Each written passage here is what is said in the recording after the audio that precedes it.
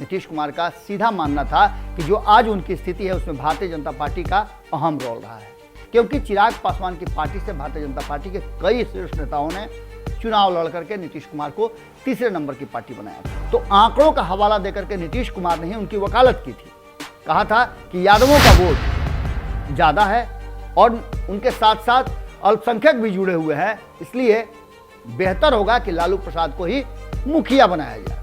उपेंद्र कुशवाहा और ललन सिंह की जोड़ी बनी। तब 2020 में आरसीपी सिंह नहीं चाहते थे कि यह विलय हो जाए और इसी के कारण अंतिम क्षण तक आपने देखा होगा कि ये बातें कही जा रही थी कि विलय होगा कि शामिल होंगे, ये अलग बात है। सत्ता के जो गलियारे में उनकी धमक है वो धमक धीरे धीरे कम हुई है और उसके पीछे जो कारण है वो उपेंद्र कुशवाहा और ललन सिंह की महत्वाकांक्षा है। हालांकि इसमें आप आरसीपी सिंह की महत्वाकांक्षा को भी जोड़ सकते हैं।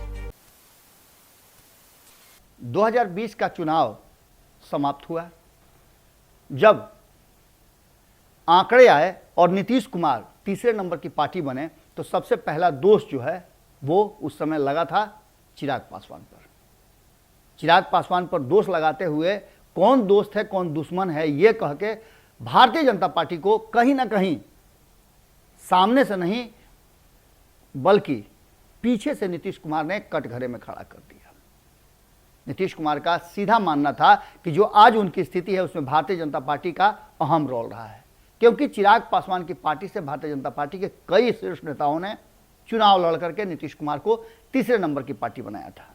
इसके बाद नीतीश कुमार की नई रणनीति शुरू होती है और नीतीश कुमार जिस रणनीति पर काम करते रहे हैं, जो उनके जातीय आंकड़े हैं और बिहार में जातीय आंकड़ों के आधार पर ही सत्ता का फैसला होता है। हमने आपको खबरों में एक बार बताया था और आप जानते भी होंगे कि जब 2000 में लालू प्रसाद को बिहार का मुख्यमंत्री और उससे पहले नेता प्रतिपक्ष बनाना था, तो आंकड़ों का हवाला देकर के नीतीश कुमार ने ही उनकी वकालत की थी। कहा था कि यादवों का वोट ज्यादा है और उनके साथ साथ अल्पसंख्यक भी जुड़े हुए हैं, इसलिए बेहतर होगा कि लालू प्रसाद को ही मुखिया बनाया जाए। आज बिल्कुल उसी अंदाज में इतने कम आंकड़ों के बावजूद लौकुश अगर साथ में हो तब भी नीतीश कुमार तेजस्वी यादव के व्यक्तिगत आंकड़े को नहीं छू पाते हैं, लालू प्रसाद के व्यक्तिगत आंकड़े को नहीं छू पाते हैं, लेकिन फिर भी वो 17 साल से बिहार के मुख्यमंत्री हैं। इसके पीछे उनकी रणनीति है और वो जोड़ है जिसको लेकर के नीतीश कुमार हमेशा बिहार की राजनीति में डोमिनेट करते रहे। भारतीय जनता पार्टी को खूंटा से बांध करके नीतीश कुमार अपनी राजनीतिक चाल चलते रहते हैं, लेकिन 2020 में जो चीजें बदल गई उसके बाद से नीतीश कुमार को हाथ पांव मारना पड़ा और अपने पुराने जो राजनीतिक दुश्मन थे उपेंद्र कुशवाहा, जो चुनाव तक परिणाम आने तक नीतीश कुमार पर हमलावर थे, अचानक उनसे दोस्ती गांठ ली।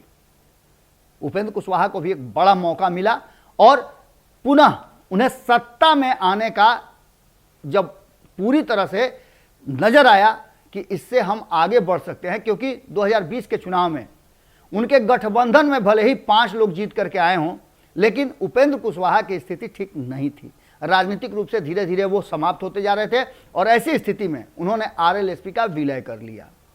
और लोगों को क्या मिला हम लगातार आपको बताते रहते हैं, लेकिन उपेंद्र कुशवाहा को बहुत कुछ मिला और उपेंद्र कुशवाहा के पास एक मौका भी था, वो पुराने राजनीतिक अदावत जो है उसे साध सकते थे। एक तरफ जहां भारतीय जनता पार्टी से बदला ले सकते थे, वहीं नीतीश कुमार से जिन परिस्थितियों में वो अलग हुए थे, पुनः उस परिस्थिति में आकर के अपने आप को बेहतर कर सकते थे। उपेंद्र कुशवाहा और ललन सिंह की जोड़ी बनी। तब 2020 में आरसीपी सिंह नहीं चाहते थे कि यह विलय हो जाए और इसी के कारण अंतिम क्षण तक आपने देखा होगा कि ये बातें कही जा रही थी कि विलय होगा कि शामिल होंगे, ये अलग बात है। विलय होगा या गठबंधन होगा ये अभी तक क्लियर नहीं है।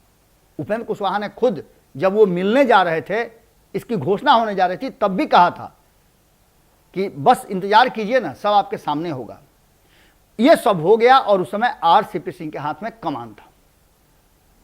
आरसीपी सिंह के कमान होने के कारण आरसीपी सिंह प्रशासनिक रूप से बहुत ही मजबूत थे और जदयू के लोगों को प्राथमिकता दिया करते थे। हालांकि उन पर आरोप लगता है कि वो वरिष्ठ नेताओं का जो आंदोलन के हिस्सा रहे हैं उन लोगों को तरजीह नहीं देते थे। लेकिन बातें ऐसी नहीं हैं। उनके समर्थक बताते हैं आरसीपी के कि ऐसा नहीं है। वहीं से शुरू होती है एक नए दौर की कहानी और नीतीश कुमार को सह और मात के लिए सब कुछ। जहां एक तरफ उपेंद्र कुशवाहा की जो इच्छा है, उनकी महत्वाकांक्षा है, वो बड़ी है, वहीं ललन सिंह की महत्वाकांक्षा भी बड़ी है। और हर कोई राजनीति में रहता है तो उसकी महत्वाकांक्षाएं बड़ी होती है, अति महत्वाकांक्षा भी आप इसको कह सकते हैं। और यही वो कारण है जो राजनीति में लोगों को ले डूबता है।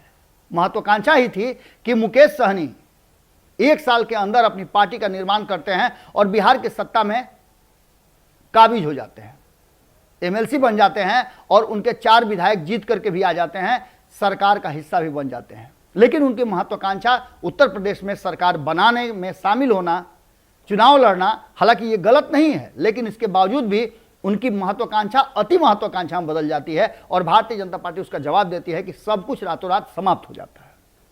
नीतीश कुमार के लिए भी लगभग इसी तरह की स्थिति आ गई है। आप समझ सकते हैं कि इस पूरे वाकये में अब तक जो भारतीय जनता पार्टी और नीतीश कुमार के बीच में संबंधों में दूरियां आई हैं, एक दूसरे पर हमले हुए हैं, उसके पीछे उसके तह में कौन है? तो निश्चित रूप से उपेंद्र कुशवाहा के बयान हैं, ललन सिंह के बयान हैं, क्योंकि जब आरसीपी सिंह को बाहर का रास्ता दिखाने की तैयारी हो रही है तब बाकी के नेता बोल रहे हैं। क्या अरविंद निषाद को आपने इससे पहले देखा है कभी बात करते हुए आरसीपी पर? क्या आपने अशोक चौधरी को कभी आरसीपी के बारे में बोलते देखा है? आरसीपी को औकात बताते देखा है? बिल्कुल नहीं देखे होंगे। और ये इसलिए हो रहा है कि कहीं ना कहीं जो वर्तमान बदली हुई परिस्थितियां हैं वो इस तरफ इशारा कर रही हैं कि नीतीश कुमार के पीछे उनके सत्ता के जो गलियारे में उनकी धमक है वो धमक धीरे धीरे कम हुई है और उसके पीछे जो कारण है वो उपेंद्र कुशवाहा और ललन सिंह की महत्वाकांक्षा है। हालांकि इसमें आप आरसीपी सिंह की महत्वाकांक्षा को भी जोड़ सकते हैं, क्योंकि पार्टी का अध्यक्ष रहते हुए उन्हें बड़ा हृदय करना चाहिए था। न तो नीतीश कुमार से वो सीख पाए ये बात और न खुद से डेवलप कर पाए, क्योंकि नीतीश कुमार में भी है कि वो अपने आप से अलग दूसरे खेमे को तैयार नहीं कर रहे हैं।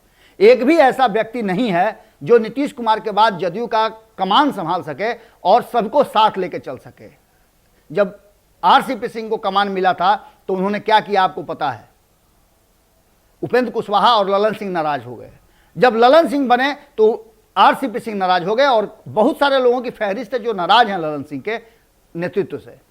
लेकिन नीतीश कुमार इन सारी बातों को लेकर के चुपचाप बैठे हुए हैं और इसके पीछे कारण है कि कहीं ना कहीं कुशवाहा और ललन सिंह की महत्वाकांक्षा नीतीश पर भारी पड़ रही है।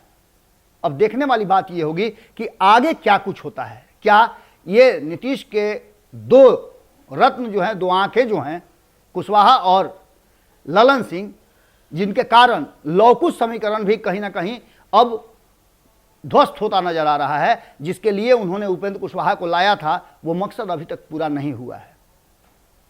अगर ये वीडियो पसंद आई और वह बिहार के राजनीति और बिहारियत से सरोकार रखेनी तो सब्सक्राइब बटन दबा के चैनल के सब्सक्राइब कर ली।